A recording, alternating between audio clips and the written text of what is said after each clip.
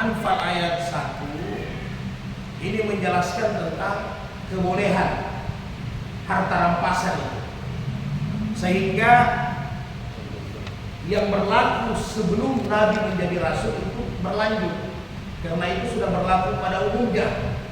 Maka karena Islam juga menyempurnakan agama lain, maka harus turun ayatnya supaya ada dasarnya membolehkan itu ganimah, sehingga kita tidak ragu.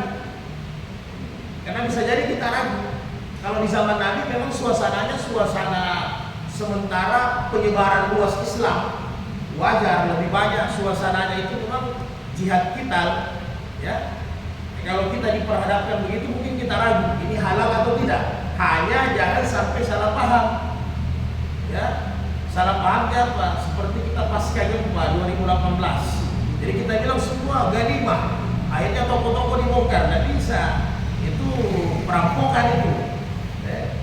Jadi di ganimah ini dalam keadaan perang, kita lagi diganggu oleh non muslim, ataupun kita menyebarkan agama mereka ganggu, atau mereka ditawarkan agama dan sebagainya. Kan banyak yang lalu kita sudah bahas mengapa terjadi perang fisik nanti, beberapa syarat kan sehingga terjadinya perang fisik. Tapi hampir semua terjadi perang fisik, dari Badar, Khaybar, Khandaq sampai nanti perang Hunain, itu karena Islam diintimidasi, karena Islam diganggu. Jadi kita hanya mempertahankan diri, membalas saja. Begitu juga perang-perang dengan Yahudi, Quraisy, ya, dan beberapa orang-orang Yahudi itu kita memang karena mereka mengkhianati perjanjian dan sebagainya. Jadi tidak pernah orang Islam itu datang menyerang, tidak pernah. Nabi pernah serang itu karena ada 70 utusan mengajar hadis Quran, dibunuh sampai 70 orang. Nah, itu Nabi marah, sampai Nabi kunut nazilah. Jadi yang begini kita rata-rata hanya membalas serangan saja, mempertahankan, ya. Nah, jadi tidak semua ini kita bilang ganimah.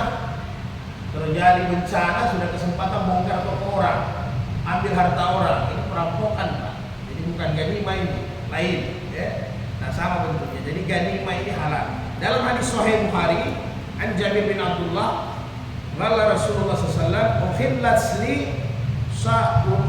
uhillat li ghanaimu. Jadi dihalalkan bagi saya ganimah, kata. Jadi dihalalkan bagi kita ini ganimah. Dalam hadis sahih yang lain ada 5 kemudahan yang diberikan Allah kepada saya, tidak diberikan Nabi sebelum saya, ya. Baik dia bau mulut orang berpuasa, bumi jadi tempat salah satunya adalah ganimah boleh kita ambil setelah perang. Itu kelebihan salah satu kata Rasul. Jadi tidak usah ragu-ragu, yang penting ada pengaturannya.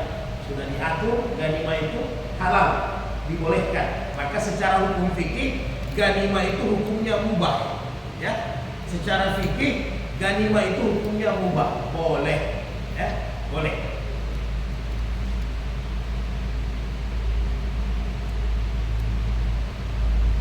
An Ibnu Umar radhiyallahu anhu qala ba'asa Rasulullah sallallahu alaihi wasallam sariyatan wa ana fihim fi bala Najd faghanimu ibla kasiratan wa kanat suhmanu 12 ba'iran wa nukinnu ba'iran muttafaqun alaih.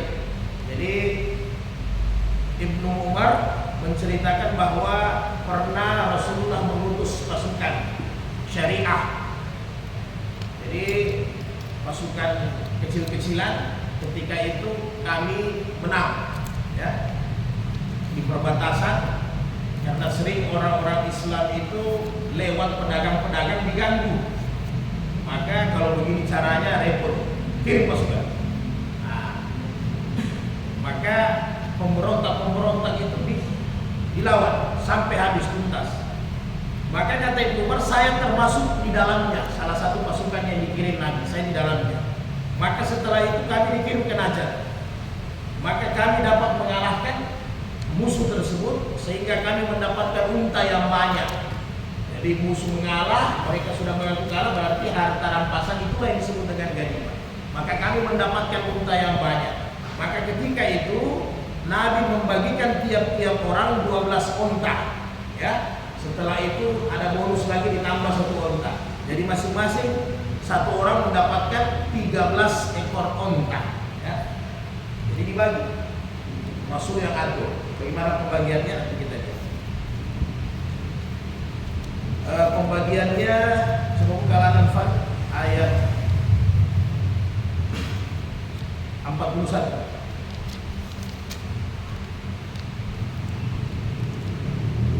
Dan ketahuilah sesungguhnya segala yang kamu peroleh sebagai rampasan perang, maka 1/5 untuk Allah dan Rasul, kerabat Rasul, anak yatim, orang miskin dan ibnu sabil. Demikian jika kamu beriman kepada Allah dan kepada apa yang kami turunkan kepada hamba kami Muhammad di hari Furqan, yaitu pada hari bertemunya dua pasukan, dan Allah Maha Kuasa atas segala sesuatu. Jadi aturan pembagian harta ghanimah ini di Al-Anfal ayat 41. Kemudian disempurnakan beberapa hadis-hadis sahih, yaitu wa'lamu annama ghanimtum min syai'in fa inna lillahi khumusahu walir rasuli walizil qurba wal yatama wal masakin wal ibnis sabil. Jadi ketahuilah bahwa aturan pembagian harta ghanimah itu, jadi kalau itu harta ghanimah perang itu 100 ekor onta umpama, maka 1/5 itu untuk Rasulullah. Jadi Rasulullah ini dalam kurung, ya. Rasulullah ini dalam kurung. Jadi 1/5 itu kurang lebih 20%, ya. 1/5 itu 20%. Jadi dari 100 ekor unta contoh, maka 20% itu diserahkan kepada Nabi 20 ekor. 20 ekor itu bukan kurung untuk siapa? Nanti Nabi bagikan kepada kerabat yatim, anak miskin, duafa, ibnu sabil, orang yang kehabisan dalam perjalanan musafir. Jadi itu yang Nabi pegang. 20% nanti Nabi bagikan ke anak yatim, orang miskin, duafa yang tidak ikut perang. Ya, termasuk janda-janda dan sebagainya yang tidak ikut perang. Kemudian 4/5 atau 80% itu untuk pasukan yang ikut. Jadi cukup banyak ya, lumayan banyak untuk pasukan, 80%. Jadi inilah hebatnya Islam. Walaupun ghanimah itu sebenarnya hak orang yang ikut berperang, tetapi ada jatah 20% bagi fakir miskin, anak terlantar, duafa, kemudian kaum yang cacat, kemudian ibnu sabil, musafir yang kehabisan, tetap ada untuk baitul mal, untuk persiapan itu. Setelah diambil 20%, maka 80% dibagi untuk pasukan. Jadi tinggal amirnya, pimpinannya saja yang tahu mana pasukan yang aktif, mana yang tidak. Ya, hadis yang lalu sudah kita bahas. Kita bahas hadis yang lalu tentang pedangnya Abu Jahal. Maka dua orang mengaku menghadap sama Nabi, saya yang bunuh Abu Jahal. Baju besinya Abu Jahal. Yang satu katakan saya yang bunuh Abu Jahal. Maka kata Nabi, tidak ada saksi. Maka Nabi bilang, coba buka pedangnya kalian masing-masing. Setelah dibuka pedang masih ada darahnya Abu Jahal ya. Yang satu juga masih ada.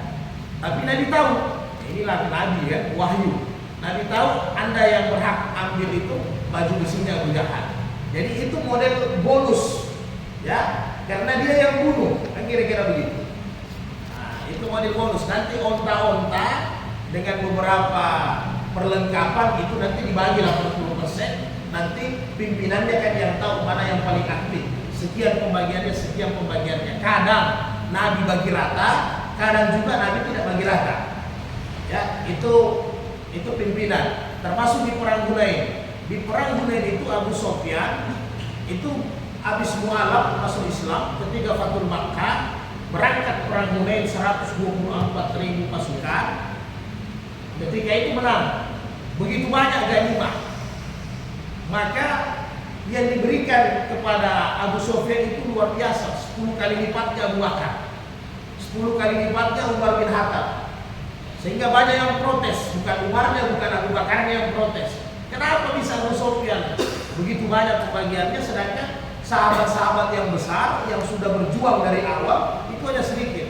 Jadi itulah mu'alaf, ya, digembirakan hatinya. Karena Abu Sufyan ini tokoh Quraisy Quraisy.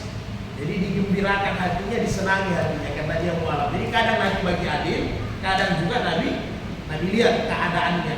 Ya, jadi kira-kira lihat, tapi yang jelas 80% dibagi untuk pasukan yang ada. 80%. Jadi jangan sampai kita salah paham.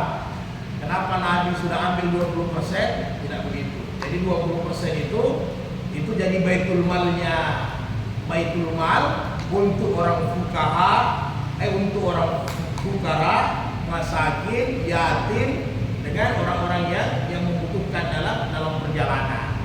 Jadi 20%. Jadi walaupun itu hak untuk pasukan, tetap Islam ini peduli dengan orang-orang yang lemah. Jadi 20% disisihkan untuk, karena ada juga janda-janda, ada juga yang tua-tua, ada anak-anak kecil yang membutuhkan ini.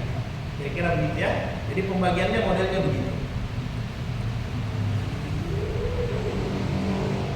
Kemudian An Umar radhiyallahu anhu sama Rasulullah sallallahu yaum Khaibar lil farasi sahmaini walil rajili sahman muttafaqun alaih wali lafaz Bukhari wali Abu Daud ashama li rajulin wali farasihi salasata ashum sahmaini li farasihi wa suhman lahu.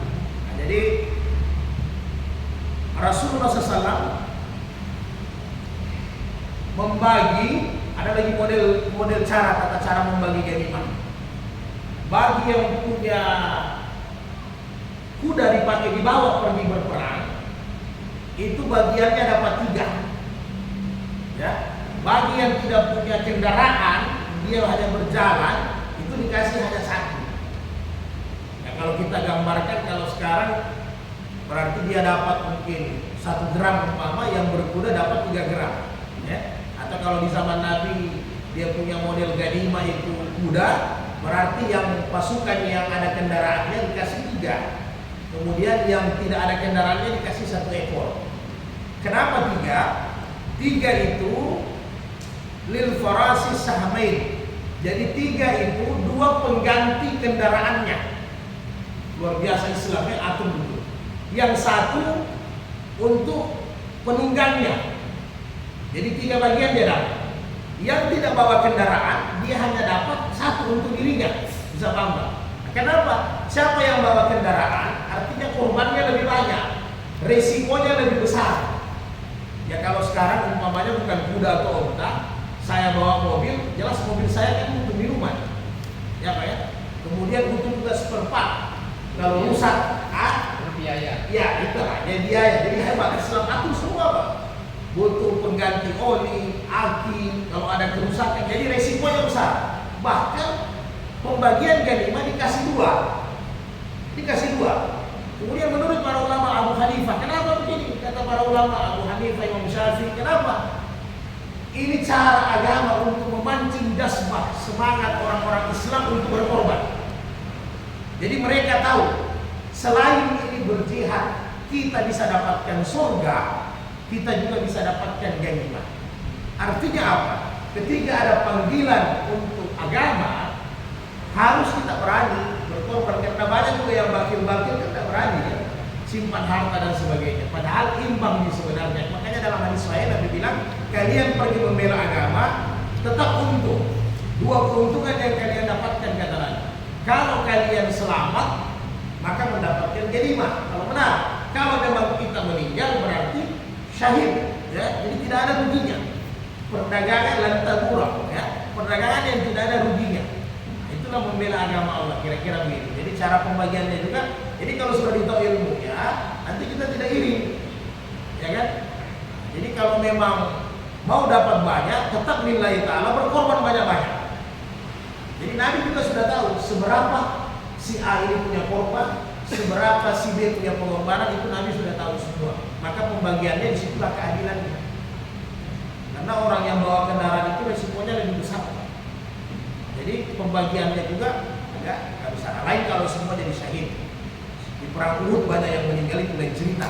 Memang kita posisi kalah kan, itu lain cerita lagi. Artinya kita dapat syahid. Jadi begitu kira-kira pembagiannya. Jadi yang untuk sebenarnya untuk kendaraan, untuk kuda itu dapat 2, untuk orangnya hanya dapat 1. Tetapi Tapi bagi pasukan yang berjalan tidak bawa kendaraan, dia hanya dapat satu untuk dia saja, karena dia tidak bawa kendaraan.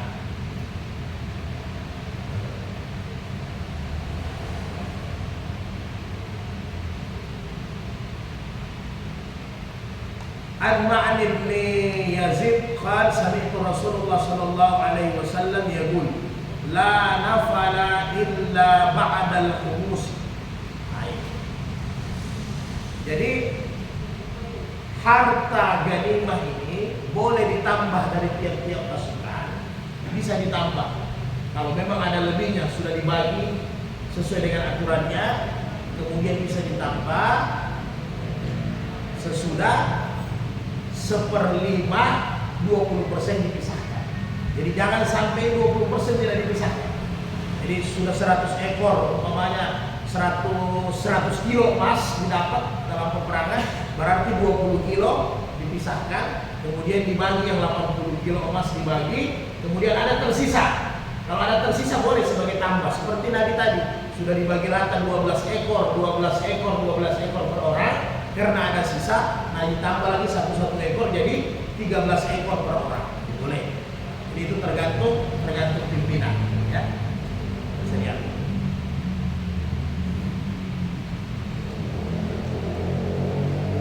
Jadi kelihatannya mudah, tapi kelihatannya berat juga, Pak. Yang lalu kan kita sudah bahas bagaimana khianat dalam harta ganimah, ya. Kita sudah bahas, ya. Innallaha la yuhibbul kha'inin. Allah sangat membenci orang-orang yang khianat. Salah satu orang-orang yang khianat, ya, orang yang mengambil harta ganimah sebelum dibagi. Hati-hati, ya. Yang lalu sudah kita bahas. Sudah mau pulang pasukan, sudah menang, bawa harta ganimah, dikumpul semua, dibawa, mau diangkut, mau dibagi nanti sampai di perkampungan muslim. Tiba-tiba ada anak panah yang nyasar, ya. Anak panah yang nyasar ini kena satu orang, ini tidak ditahu. Periwayat hadis tidak tahu ini dari musuh atau memang dari Allah langsung. Kena sama satu pasukan, ya, sehingga meninggal, terkapar jatuh. Sehingga kata teman-teman yang lain, dia istiharkan alhamdulillah, si fulan sahid, surga baginya, kan begitu. Nah, tapi memang hidup sama Nabi sudah begitu. Kata Nabi kan lah, inni ra'aituhu finnar. Ya, jadi Nabi bilang tidak, saya lihat dia dalam neraka, bahkan dia dalam neraka, Nabi bilang. Karena datang Jibril sampaikan dia ada mencuri. Hanya satu serban, satu selendang. Di hadis yang lain satu cerek, di hadis yang lain satu pedang. Mungkin ketika dikumpul itu harta ganimah, setelah selesai perang, dikumpul itu harta ganimah, namanya manusiawi, Pak. Manusiawi ini kan mencintai dunia, ya kan? Hubbu sahwati mina macam-macam, minan nisa, semua barang-barang zahbi wal fiddah, kita cinta semua. Jadi sempat terlihat masuk di hatinya, dia pikir ini barang kecil, dia ambillah. Tapi Nabi belum bagi. Maka dalam perjalanan itu dia dianggap sudah hianat. Jadi kalau bahasa kita sekarang apa? Muhtalis, korupsi. Ya, dia sudah hianat, sudah korupsi. Beda pencuri, Pak, ya. Kalau pencuri dia mengambil satu orang punya. Kan begitu, Mas. Ini Mas punya pribadi, saya ambil, saya minum, itu namanya pencuri, ya, itu namanya pencuri. Tapi kalau yang saya ambil itu Mas bendahara, ya, uangnya murid, uangnya siswa yang saya ambil, itu bukan pencuri, itu korupsi. Jadi beda, makanya hukumannya beda, kan hukuman haknya beda. Kalau pencuri hukuman haknya potong tangan, kalau korupsi leher, Pak. Jadi pada kata Nabi dia tidak masuk surga. Yang anehnya, ketika Nabi menyampaikan ini hadis, satu sahabat datang maju, ya Rasul, saya juga ada ambil sandal.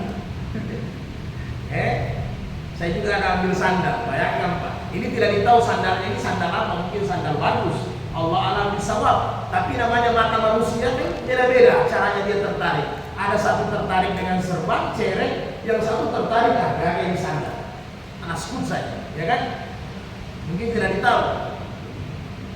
Jadi, ya Rasul, ini saya ada ambil sandal. Maka apa kata Nabi? sharikatun finnar. Satu atau dua kau ambil itu sandang, kalau kau tidak kembalikan, neraka tempat. Jadi maka jumhur ulama mazhab Abu Hanifah, Imam Malik, jumhur ulama, bagaimana caranya orang koruptor itu bisa tobat? Bagaimana caranya? Dengan istighfar, dengan penyesalan, dengan salat tobat? Tidak. Tidak demikian. Dia boleh tidak dipancung, tapi dengan cara mengembalikan utuh yang diambil. Begitu caranya. Dia tidak berurusan di dunia, dia juga tidak berurusan di akhirat dengan Allah nanti di hari kemudian. Jadi jangan main-main Pak kalau kita hianat. Berat. Jadi kalau kita ambil fikihnya, ukuran korupsi itu berapa? Di mazhab Abu Hanifah satu nisab ya, satu nisab itu 85 gram emas. Kalau diuangkan konversi ke rupiah berarti kurang lebih 130 juta ya, kurang lebih 130 juta atau lebih. Jadi kalau diambil hartanya masyarakat, hartanya umat sebesar itu, langsung leher Pak putus. Itu hukum Islam. Boleh tidak putus leher, Mas. Tapi bagaimana caranya? Kembalikan utuh itu barang. Kita tidak punya hukum yang begini, kita hanya punya hukum tazir, hanya hukum penjara, ya. Maka orang yang korupsi 2 miliar, ya, bayar pengacara dengan bagus, paling habis 500 juta, ya Mas ya. Bayar pengacara habis 500 juta, kemudian bayar hakim, bayar kepolisian, kejaksaan, semuanya. Lembaga juga dibayar, penjara. Paling habis 500 juta juga. Masih ada di ATM 1 miliar. Putus palu ingkrah 2 tahun atau 1 tahun. Jadi dia pikir biar saya proses 1 tahun 2 tahun, potong remisi, kelakuan baik, kemerdekaan, hari Idul Fitri, tinggal 8 bulan. Keluar 8 bulan masih ada uang 1 miliar. Apakah cukup dengan dihukum tazir? Kemudian dia di penjara, dia sembahyang, dia banyak istighfar 1000 kali, tidak cukup Pak. Maka dia akan berhadapan dengan Allah di hari kemudian. Apa siksanya? Potong, sambung lagi kepala, potong, sambung lagi kepala, potong begitu terus Pak. Karena hukum haknya di dunia tidak dilaksanakan. Sama orang yang berzina, lalu kita sudah bahas, pencuri, berzina, minuman keras, semua ada hukum haknya. Kalau hukum hak tidak dijalankan di dunia, maka nanti dijalankan di akhirat. Sama penzina, dia sudah berzina, bujang dengan perawan, dengan bujang dengan berjaka, berarti hukumnya cambuk. Kalau dia tidak dicambuk di dunia, dia dicambuk di akhirat. Begitu terus keadaan. Kalau dia sudah menikah, berarti harus dirajam, lempar batu sampai mati, kan begitu. Nah, begitu terus nanti hukumannya di hari kemudian. Begitu juga orang yang homoseksual, orang liwat, laki-laki, perempuan ya sama. Hukumannya bagaimana? Hukumannya kan selain dieksekusi, ada juga hukuman di Umar bin Khattab itu dijatuhkan dari tempat yang tinggi, ya kan? Begitu terus nanti di hari kemudian. Bahkan ada yang ekstrim, dibakar, itu lebih ekstrim, tapi itu tidak diterima oleh ulama 4 mazhab, karena tidak boleh hukuman itu ada pembakaran. Di mazhab Zahiriyah ada sebagian boleh dibakar itu orang-orang yang homoseksual dengan liwat. Kira-kira begitu Pak ya. Ingat. Jadi bahayanya ini, jadi satu sisi ganimah ini juga bagus, tapi ternyata kalau kita tidak jaga, kita hianat, bahaya. Ya. Karena kalau di zaman dulu kan barang-barang bukan seperti sekarang, Mas. Ya. Kelihatannya cerek, tapi banyak cerek emas dulu. Apalagi waktu Romawi dengan Persia ditaklukkan, luar biasa. Maka ketika Romawi Persia ditaklukkan, apa kata Ibnu Umar? Kami masih kecil katanya. Maka itu emas kami jadikan main kelereng. Karena waktu itu Romawi ditakluk. Setelah dikalahkan, semua emas-emas itu lari ke Madinah. Kan jadi ganimah. Jadi sampai-sampai anak-anak kecil, Ibnu Umar dengan teman-temannya main batu-batu itu, main batu-batu emas. Kami mainkan itu emas-emas.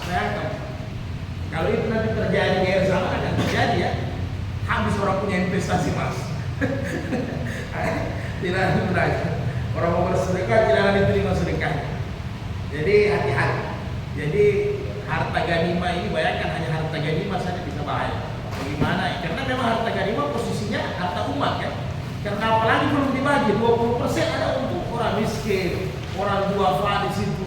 Nah, ini fatalnya. Jadi jangan sampai.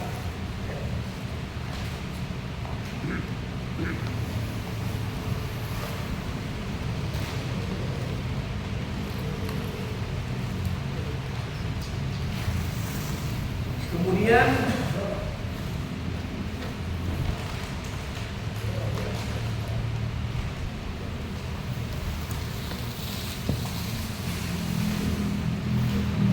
Al-Habib bin Maslamah radhiyallahu anhu qala sahibtu Rasulullah sallallahu alaihi wasallam nafala rubu'a fil bada'ita was-sulusa fi raj'ati rawahu Abu Dawud.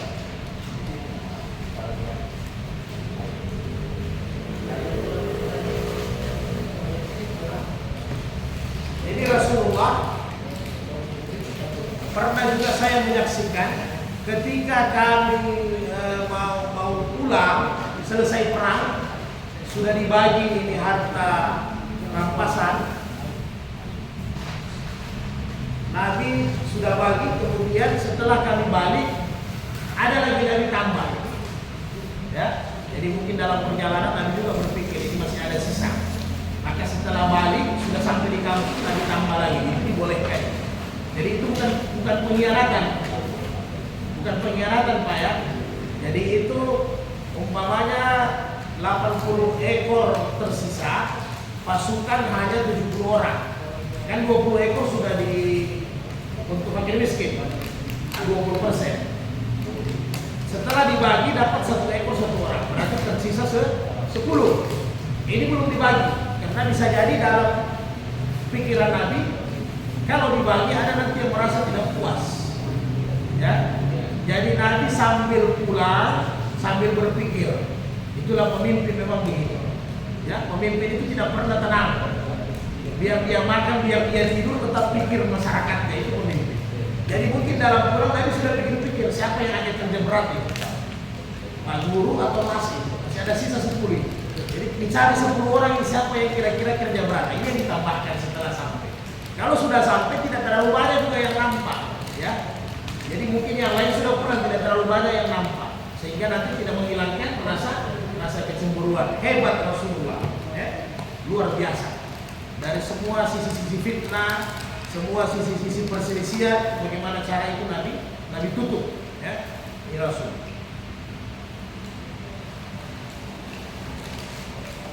Ali bin Umar radhiyallahu anhu kana Rasulullah yunaffalu ba'da man yab'asu min syaraya li anfusihim khasatan siwa qismati amatil haisi. Nah, itu sama juga begini. Jadi Nabi itu biasa menambah khusus menambah khusus setelah balik dari perjalanan kepada orang-orang tertentu, misalnya begini ya, supaya mudah. Jadi Rasul ini kan sudah database sama Nabi ini lengkap. Beginilah sebenarnya seorang pemimpin. Jadi database-nya bukan hanya di buku, memang di kepalanya sudah lengkap database siapa yang duafa di kampungnya, siapa yang janda di kampungnya, siapa yang miskin di kampungnya, siapa yang fukara di kampungnya, siapa yang memang membutuhkan. Jadi database sama Nabi itu sudah lengkap. Kebetulan Nabi sudah perkirakan 20% ini bisa tercover, bahkan lebih, ya. 20% untuk musafir, untuk fakir miskin, untuk janda ini sudah tercover. Kemudian di dalam pasukan itu memang ada orang miskin, ya. Di dalam pasukan itu memang ada orang miskin. Paham tidak? Karena pembagian zakat menurut syariat Islam boleh double dalam satu asnaf. Apalagi di mazhab Syafi'i boleh double dalam satu asnaf. Misalnya, saya posisi ambil zakat, salah satu petugas ambil zakat, berarti dapat 1 bagian. Nah, kemudian kebetulan saya posisi sebagai imam masjid umpama, ya kan? Imam masjid, atau saya memang miskin, punya pekerjaan, tapi income saya di bawah dari rata-rata, ya.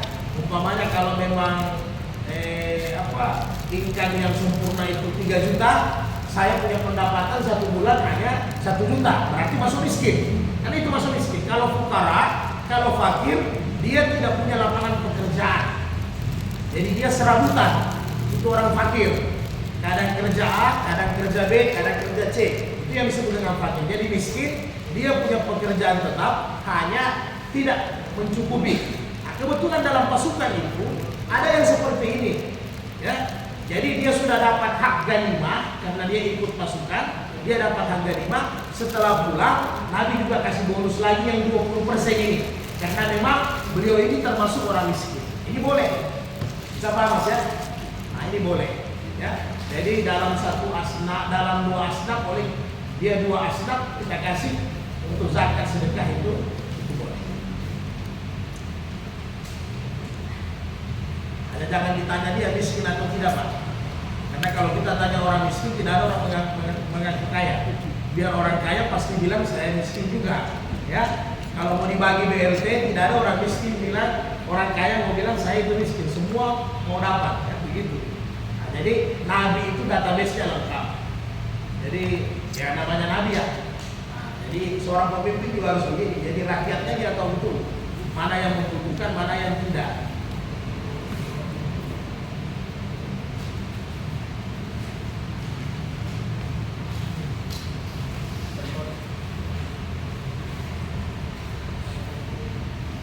Kemudian An Ibn Umar radhiyallahu anhu qala kunna nasibu fi magharina al-asal wal inab fa naquluhu wala narfa'uhu rawahu Bukhari. Nah, ini juga asik. Dapat nanti dibaca di tempat-tempat lain, didengar. Jadi jangan sampai salah paham. Jadi kata Ibn Umar, pernah kami mendapatkan madu asal wal inab anggur dalam keadaan harta fai. Nah, ini beda ganimah dengan fai, Pak ya. Kalau ganimah tadi hartanya musuh yang ditinggalkan setelah ada benturan fisik, ya kan? Setelah ada fai kalah musuh, maka semua yang ditinggalkan termasuk tawanan, termasuk peralatan makanan, semua itu jadi ganimah. Tapi setelah ada benturan, ada perang. Kemudian kalau fai sebaliknya, harta musuh, ya kan, tanpa perang, dengan negosiasi, mengalah sendiri itu musuh, ya, tanpa fai. Setelah berhadapan, musuh bilang, bos, kita mengaku kalah kalau begitu. Jadi kalau sudah mengaku kalah berarti mereka tinggalkan dalam keadaan kosong. Mereka pergi, semua yang dibawa, peralatan, makanan, semua itu ditinggalkan. Itu namanya fa'i.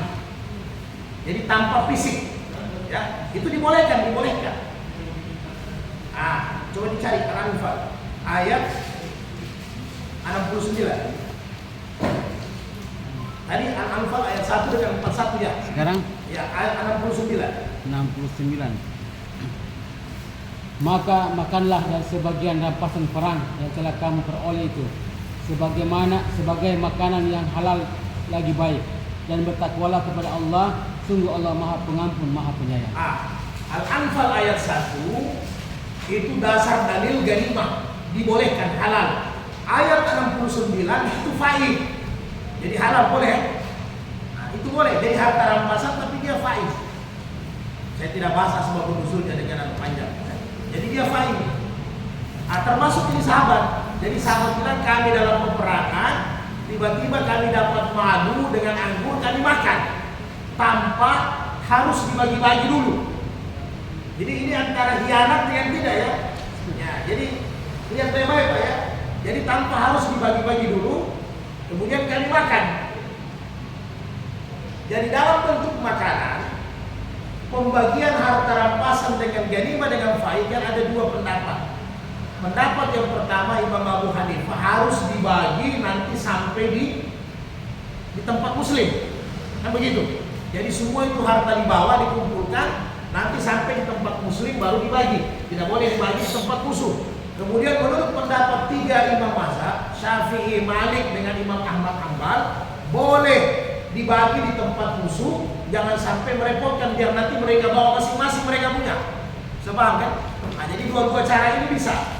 Nah, karena ini fa'i tanpa ada perang, kemudian dalam aturan ganimah dengan fa'i, bahan makanan yang dikhawatirkan busuk, ya, yang dikhawatirkan busuk bahan makanan atau tidak tahan lama, atau bahan makanan itu tahan seperti madu, tapi pasukan Islam dalam perjalanan pulang itu kelaparan, habis bekalnya, maka harta ganimah atau fa'i itu boleh dimakan. Jadi tidak usah tunggu dibagi, karena semua kan lapar, jadi dimakan. Jadi tidak usah tunggu dibagi. Jadi yang dibagi itu adalah yang tahan lama, ya, mungkin pedang, emas, atau tunggangan, ya, onta, kuda dan sebagainya. Karena bahan makanan itu dipakai di perjalanan. Kalau seandainya bahan makanan pasukan Islam masih ada, ya tidak ada masalah. Tapi sepakat jumhur kalau bahan makanan itu tidak tahan, harus dihabiskan, ya, harus dihabiskan. Bahkan kalau sudah kelaparan, itu tunggangan harus dipotong, kan, untuk jadi bahan makanan, dibolehkan. Bahkan lagi kalau sudah tidak ada juga ganimah, sudah kelaparan, maka yang haram boleh dimakan sekedarnya, menguatkan. Kira begitu. Ya, Mas? Jadi paham, ya? Jadi ini bukan hianat. Sahabat ini tidak hianat, bukan mengambil, tidak. Karena ini bentuk makanan yang dimakan rame-rame. Jadi tanpa ditunggu harus dibagi-bagi. Tapi jangan ente ambil itu anggur dengan korma, ente dimakan sendiri sembunyi di sana. Ini bahlul ini. Yang lain lapar. Nah, ini salah. Itu beda lagi, Mas, ya. Nah, ini bahlul ini. Nah, kemudian yang bagaimana itu ganimah yang diambil, ya? Ganimah itu yang diambil adalah harta yang bergerak. Ingat, ya, bukan harta yang tidak bergerak. Sehingga sahabat bertanya, ya Rasul, apakah tanah-tanahnya kita ambil semua? Nabi sampaikan, kalau tanah-tanahnya yang orang ambil, mereka mau hidup bagaimana? Tidak boleh. Jadi setelah kita menang, kemudian dia punya tanah, ya kalau sekarang, kalau keadaan sekarang itu sertifikatnya rumahnya kita ambil semua, tak boleh. Jangan diambil dia punya sertifikat. Mau tinggal di mana dia? Jadi cukup harta yang dibawa dalam medan pertempuran itu yang diambil. Jadi harta yang bergerak. Jangan dalam bentuk tanah, jangan kebunnya diambil. Jadi kalau dia bawa bahan makanan kormanya diambil, jangan pohon kormanya. Ya. Nah, jadi Nabi bilang, mau hidup pakai apa dia? Nah, jadi walaupun dalam keadaan perang, itu tetap ada keringanan-keringanan dalam agama. Jangan sembarang, ganimah, mari sertifikat, mari kebun, mari, pernah bisa. Nah, bisa Nabi larang itu. Jadi ganimah itu sekedar pedangnya, kudanya boleh diambil, tapi jangan usahanya, jangan tempat tinggal. Jangan boleh. Tapi Pak, bagaimana masalah kayak kebun kurma? Ini dikhawatirkan ketika mereka perang, ini akan menjadi mereka punya suatu cadangan untuk memerangi kita lagi. Islam dalam peperangan bukan menaklukkan selamanya. Tetap setelah itu Nabi akan kirim orang-orang dakwah, orang-orang yang seperti Muaz, kemudian beberapa ulama-ulama itu dikirim. Setelah itu dikirim untuk mengajar mereka lagi, mengajak mereka masuk Islam. Jadi Nabi tidak frontal, dan Nabi sebelumnya bahkan kirim seperti Umayyah, dikirim semua orang-orang yang mengajarkan Quran, mengajak kepada Islam. Kalau mereka ditolak baru, atau kalau mereka menyerang baru Nabi kirim pasukan. Jadi setelah perang juga seperti di Taif, ya kan, setelah Nabi diusir dan sebagainya, tetap dikirim orang-orang untuk mengajak kepada Islam. Sampai ke Yaman dikirim, sampai ke Mesir dikirim, tetap dikirim. Jadi istilahnya yang ente pikirkan supaya mereka tidak berontak lagi. Islam tidak begitu. Mudah-mudahan dengan kekalahan ini mereka bisa sadar, ya kan, asli taslam, kan begitu, asli taslim. Kau masuk Islam berarti kau selamat. Jadi sama yang kita bahas lalu, tiba-tiba dalam peperangan, ya kan, non muslim ini komandannya langsung bilang, kami bersahadat. Tiba-tiba mereka semua bersahadat, maka tidak ada ganimah, Pak. Ya, tidak ada ganimah. Umpamanya pasukan Islam lawan non Muslim, tiba-tiba di tengah perang, mungkin ini non Muslim sudah terdesak, sudah hampir kalah. Tiba-tiba komandannya bilang, kami bersaksi tidak ada Tuhan selain Allah, Rasulullah, Muhammad Rasulullah. Sudah selesai. Maka kita harus gencatan senjata. Tidak boleh kita serang lagi karena mereka sudah Muslim. Habis itu setelah mereka Muslim kalah, kita mau ambil, sini ente punya budak, sini ente punya. Tidak boleh, karena orang yang sudah Islam terjaga darahnya, hartanya terjaga. Tidak boleh kita ganggu. Kan begitu. Bahkan mereka mualaf, kalau perlu kita punya kita kasih. Ya kan? Nah, urusan nanti strategi itu Nabi lebih tahu. Pura-pura mereka masuk Islam, setelah itu nanti menyerang di belakang, itu Nabi didampingi oleh wahyu. Tidak usah khawatir itu. Karena tidak akan mungkin Nabi binasa, kita Nabi lagi binasa, tidak akan mungkin. Pasti Allah tetap terjaga. Kira-kira paham ya? Jadi jangan ente membakar, kan sudah dikasih tahu lalu. Jangan bakar rumah ibadah, jangan bunuh anak kecil, jangan bunuh orang yang sudah uzur 60 tahun ke atas, jangan bakar pohon-pohon, jangan tebang pohon-pohon, karena tidak boleh. Apalagi yang buah-buah, tidak bisa. Karena itu dimanfaatkan banyak orang. Islam larang. Bukan hanya jangan mutilasi, kan lalu. Jadi sama pasukan tidak boleh mutilasi. Kalau sudah meninggal selesai. Jangan dipotong-potong musuh.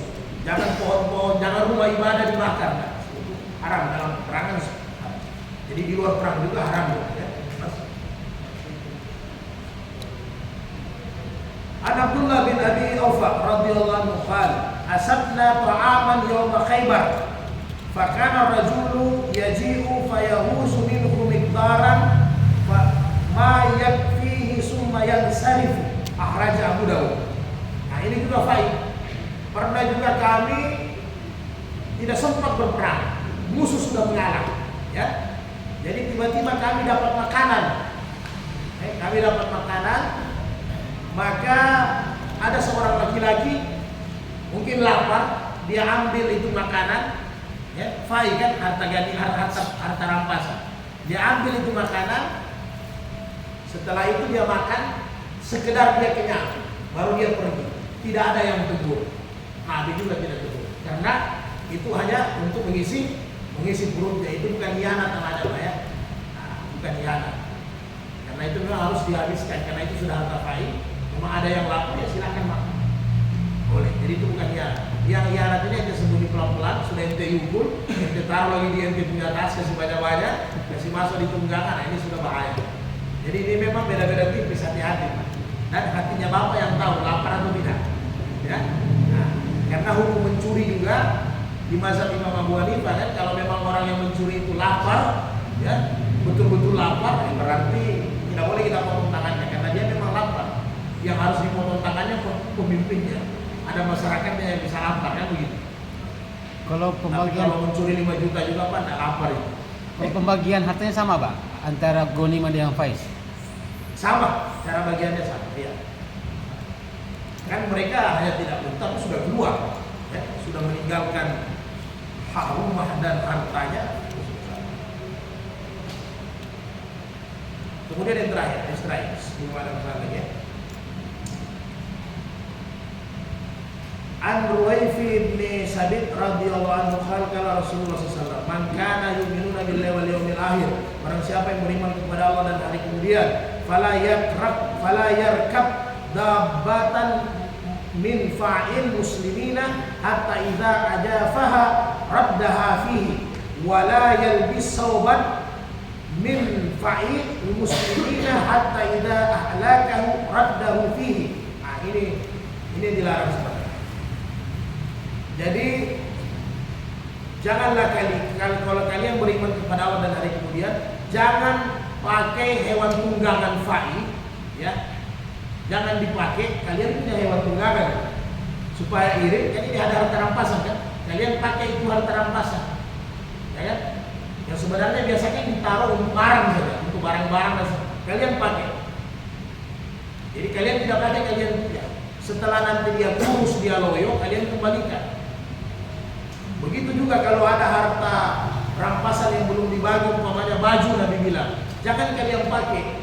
Nanti setelah dia sudah bau, sudah lusuh baru kau pakai. Nanti pembagiannya kena orang, bahaya, ya kan? Nah, jadi kira-kira begitu Pak. Jadi jangan banyak politik, jangan terlalu banyak politik ambil manfaat, itu tidak bagus.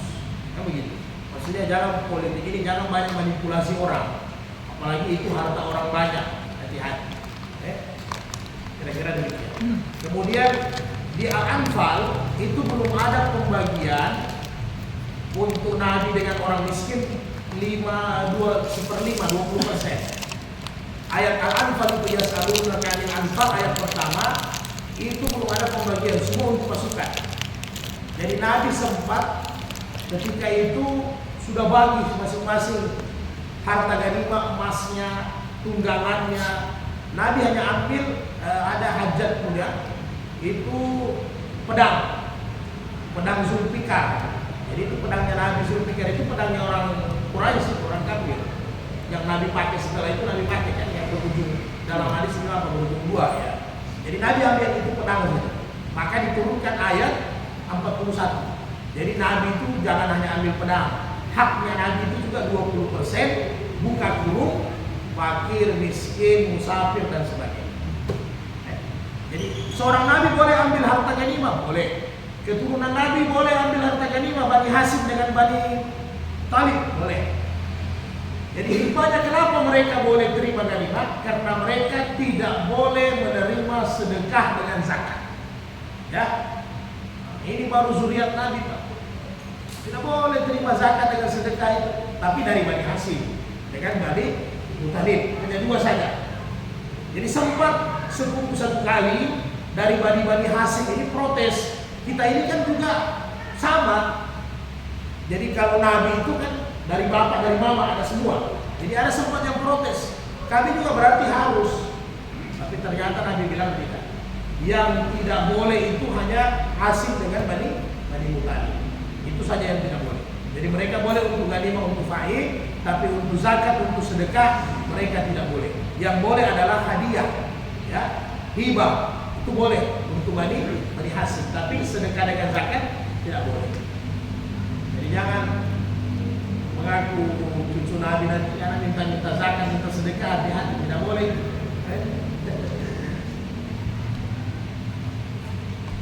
Ada masalah?